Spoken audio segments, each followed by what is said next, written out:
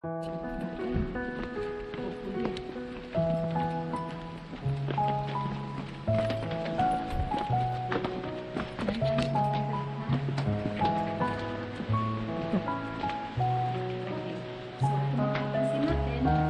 the original cave according to the tradition.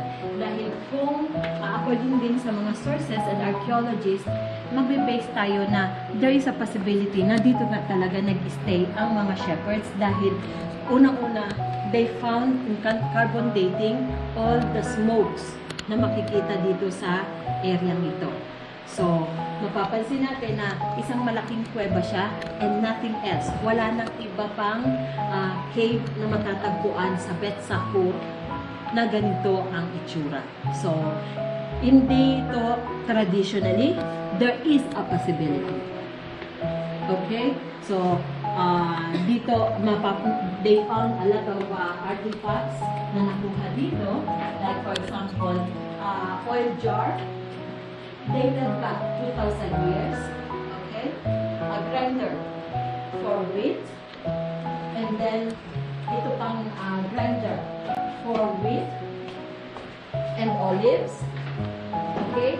And then, tingnan niyo itong basalt stone na grinder din. Dated back 2,000 years.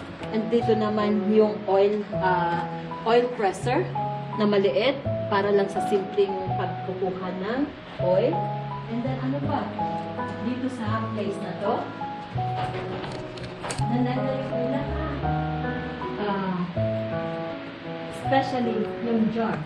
But this is more modern, hindi katulad nung time ni Jesus Christ. So look, and then yung naman ay skin ng hayop or ng tupa na nilagyan hindi nilagyan ng alak, ng yogurt. Okay. Diyan nila kinakalog ang yogurt and also yung mga vase. Tingnan nyo, different generation or different ages.